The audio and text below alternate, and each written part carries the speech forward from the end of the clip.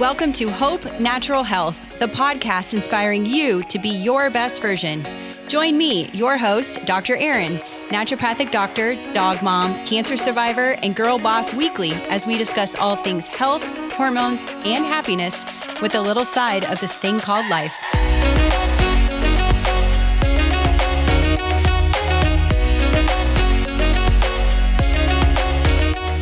Welcome back, everyone, to this week's episode. Today, we are going to be talking all about estrogen and estrogen dominance, particularly because I see a lot of estrogen dominance, which means that we have a lot of estrogen.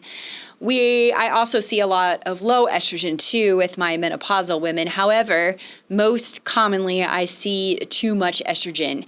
And I sit here and wonder, why is this happening? Because that's how my brain works. I'm like, why? I'm that nagging little toddler asking why a million times. Like, why is this person having it? Or why am I seeing so much estrogen dominance? And I honestly think it's because of the amount of toxins that we have in our environment and pesticides, Wi-Fi, EMFs, things like that. Like now we have 5G, etc. Like we're constantly surrounded by Wi-Fi or EMFs. So this is likely contributing to our toxic burden and our overall abundance of these chemicals in our body, which can lead to estrogen dominance, because a lot of these chemicals can be estrogen mimickers. So they mimic estrogen in the body and the inflammatory estrogen, which I'll talk about the different forms of estrogen here in a second. But when I say that they can mimic estrogen, like a lot of these toxins and pesticides are endocrine disruptors. And our endocrine system is our entire hormone system, from our thyroid to our adrenals to our sex hormones. That's our entire system. And I talk a lot about stress. So stress can inhibit this endocrine system. Using plastics and non-BPA free items can cause endocrine disruption. Also, heating in plastics is a huge one that I highly discourage. And then even receipts at stores, which is a big one that I tell all my patients, and they're actually quite shocked by this, that has chemicals in it that can absorb through your skin, and therefore they can be this endocrine disruptor and mimic estrogen in the body. So I think because we have so many exposures that this is causing more and more issues with estrogen dominance. Also, if you're not eating, majority of your foods organic as possible, like a lot of these foods have pesticides and toxins in them. So if you have no idea where to start with organic versus, non-organic, I recommend going to the EWG.org and downloading their Dirty 12 and Clean 15 produce and fruit lists that they come out with every year, showing you the top 12 foods are the dirtiest with the most amount of pesticides and toxins, and you can download that and choose those foods organic as much as possible. Strawberries and kale or spinach is on the top of the list, usually I think for the last 2 or 3 years in a row. So one strawberry was estimated to have up to 22 different pesticides on it, one strawberry. So if you think about that, that's, you eat a few strawberries at a time, you're getting a ton of pesticides, now in your body. So we'll talk about ways we can work on getting these toxins out and getting specifically estrogen out too. But it's a good thing to know about, making sure our detox pathways are open. So what are some signs and symptoms of estrogen dominance? Well, first, because I deal a lot with women's health and cycles, it would be crappy and heavy periods. That's pretty much the best way I can explain it. Your period just sucks. And it's heavy, you're menstruating a lot, you're changing your feminine product quite often, and this is not normal, and it's likely due to too much estrogen and that inflammatory estrogen. So it might mean too that you have a low amount of progesterone in comparison to estrogen. So again, we'll talk about what we can do at the end, but to figure this out, like the best way to do that is to test. Second, you might have a lot of bloating. This could be a big sign of estrogen dominance because you're retaining fluid. So that can be another sign that women don't like, is they feel bloated all the time, and especially worse around their period too.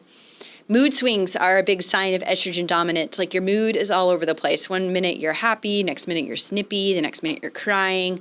I think Any male, if you asked if, you're moody around your cycle, they're going to answer yes. And I think we as females too can feel it. Like we just don't feel ourselves sometimes around our menstrual cycle. So look out for your mood. It's likely all over the place. You might have increased worry or stress, like you are worried about a lot of things, your stress is super high, like this contributes to inflammation, which therefore can contribute to higher estrogen in the body, which can throw all of these things off. It's kind of like a little domino effect. So back to the whole stress. We talk about stress in almost every single episode. So increased worry or stress could be a sign of too much estrogen.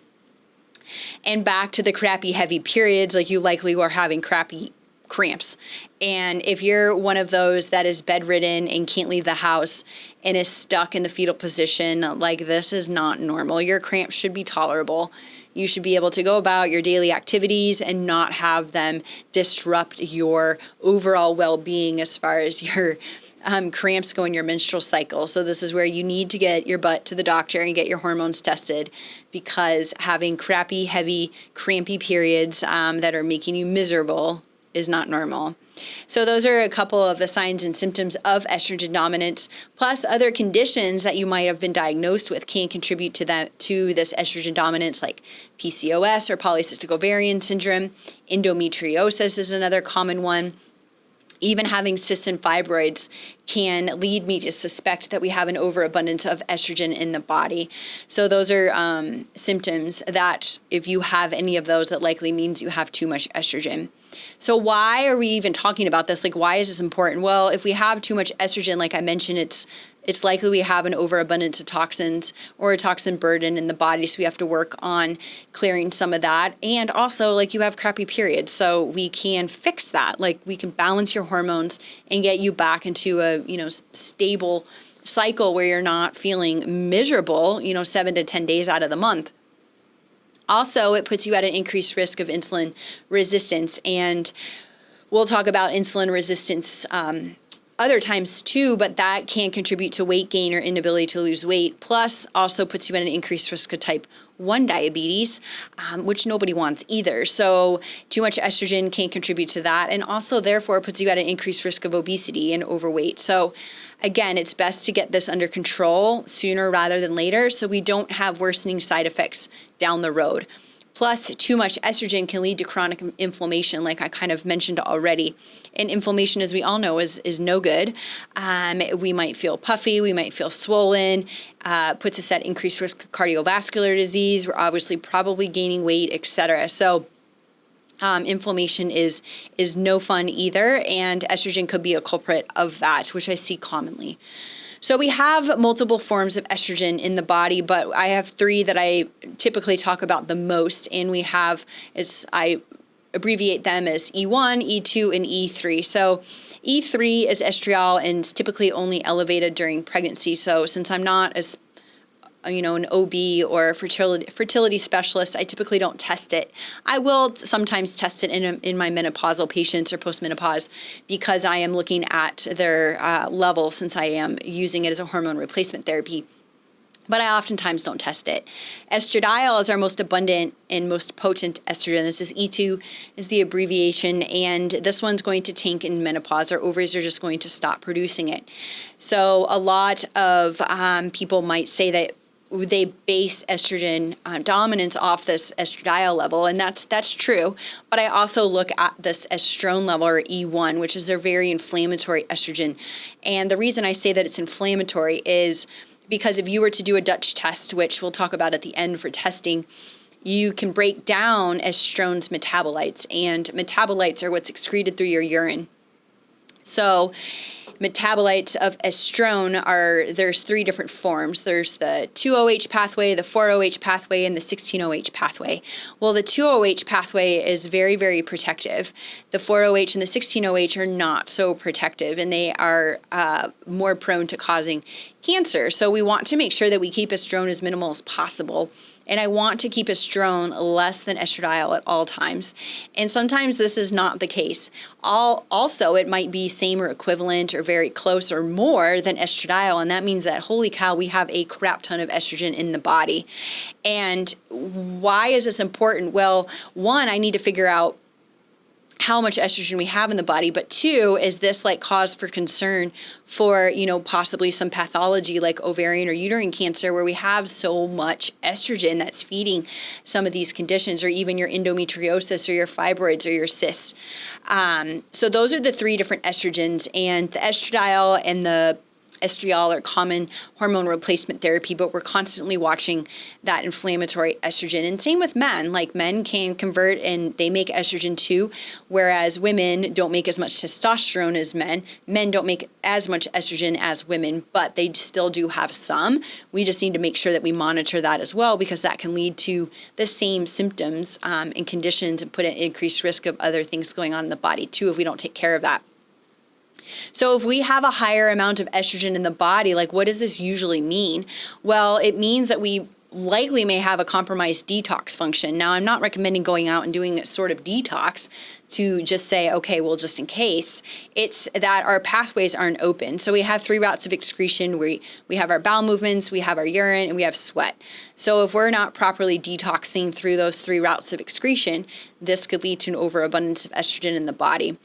Also, our pathways and our liver support and metabolism, et cetera, might be a little bit compromised. So we'll have to work on liver support to help metabolize. Because think of your liver as a pool filter, and I'm sure I've mentioned this before, but it's literally filtering everything that we put into our body, from chemicals to things we breathe, to the foods, to the drinks, to you name it. Like, it's filtering everything, even our hormones. So we have to clean it out every once in a while and make sure that it's optimally functioning so that we can process and metabolize these hormones. And then also I'm looking like most people are urinating, but if you are not drinking enough water, you're not peeing a lot. So we also have to pee to excrete toxins and hormones, etc. So that's usually the one that's pretty commonly done. However, pooping is another issue. So your poop matters, and if you're not pooping, like, this is a giant problem with estrogen and overabundance of really anything in the body, because a lot of hormone, metabolized through the liver and then gets excreted either through their urine or a poo. So pooping is big, and a lot of my women with a crazy amount of estrogen are not pooping. So we can't even work on detox pathways or anything like that, because it's not going to go anywhere. We got to get it out. So that's where these routes of excretion are super, super important, to make sure that they are up to speed. So what do we do? Well, like everything, we're going to test, because I don't like to guess. And based off symptoms that you might present with, I could be like, oh yeah, it sounds like estrogen dominance, but how bad is it? And also, like, is it that high that I have to ask for additional imaging? That's the concerning thing. And I actually have done that often lately, is like, okay, well, let's make sure that there's nothing pathological going on with some sort of a condition or growth or something like that that's contributing or causing this estrogen dominance. Also, by testing, we can see this estrogen-progesterone ratio. So you might have a great amount of progesterone, and you might not have enough or you might not have enough progesterone in relationship to estrogen. So that's where testing is so important. And you go and you ask your doctor to get tested on a specific day of your cycle, like day 19, 20, or 21 is the best representation of where progesterone should be. Because if it's low during that time, that's not normal. That's where it's at its peak, is the last half or the luteal phase of our cycle. So that's why testing is so important, because then we can see that estrogen-progesterone ratio. Dutch is a good example, the Dutch test. You can order your own on DutchTest.com and get your test kit. You pee on a few strips of paper and you send it in. It's pretty comprehensive as far as your results go, and it might look like a foreign language to you. But if you can bring that to your doctor, they might be able to interpret it for you. But this is a good way to test that inflammatory estrogen pathway of that estrone with those three different metabolites, like I mentioned. We can tell which inflammatory pathway you are preferring. So I did this test a while back because of my past cancer diagnosis. I wanted to make sure that I wasn't contributing to any more risks within my body. So I wanted to see my metabolites of my estrone and seeing how my detox pathways were through this test. And sure enough, I was performing the right, going down the right protective pathway, which was very, very important that I did that, and I was very relieved to see that. So the Dutch is a good test, but I oftentimes don't even start with the Dutch. I will just do a blood test and test the hormones to see where we are. But remember, the best representation is during that last half of your cycle, day 19, 20, or 21 of your menstrual cycle. Now, if you're not cycling, again, you can just get them tested. If you're not cycling, that's another issue. Is it because you're on oral contraception, or perhaps you're just not cycling? So we have to address those reasons why too. So, and then back to the toxic burden and why I think that this is so important. It's, we have to look at that as well. If we do have the estrogen excess or dominance going on, once I get test results back or even speculated, I'll look at that toxic burden, like how many pesticides are you exposed to? Do we have to do an environmental toxin test to see? And there are tests for that. And that's another urine test. Are you exposed to chemicals? Are you working in a factory? Like, are you a painter? Do you just get like remediation done to your house? Like, all of these things play a role in our overall toxic burden that can therefore disrupt our hormones. Are you eating organic? Are you not caring about the quality of your food? So these are all things that we need to look at. Then back to, are we pooping? You should be having minimum 1. Okay, 2 is absolutely ideal. 3 would be even better. But if you're not pooping daily, like, this is an issue. So we have to look at bowel movements. Are you sweating is another one. So if you're not moving that body, which goes into movement, you're likely not sweating. And sweating is a big form of detox because we have to get things out. So that, and also hydration. So hydration is going to help with bowel movements. It's going to help with urination. Also, it's going to help keep things flowing in the body. So hydration is huge. And the nice thing about finding this out is that there's not like a cookie cutter approach to like, oh, you have estrogen dominance, here, do this. There's so many different things that can be going on. And you might have all of these things in check and still have excess estrogen. So that's where functional medicine or naturopathic medicine is so awesome, because it's not a cookie cutter approach, and the treatment protocol is likely different from you than it might be from your friend, and you might be having the same symptoms, but it's the beauty of that we can treat the body as a whole and look at specifically what's going on. So back to the why do we have this? It's likely due to those things that I mentioned. We have the toxic burden. Are we exposed to a lot of pesticides or chemicals? Sleep, stress, all of these things play a role in it. And then, are you doing your foundations of health? Are you pooping? Are you peeing? Are you hydrating? Are you moving? All of these things play a role in your hormones and also your overall health. So I hope you learned something from this week's episode about estrogen. And if you have any questions, feel free to reach out.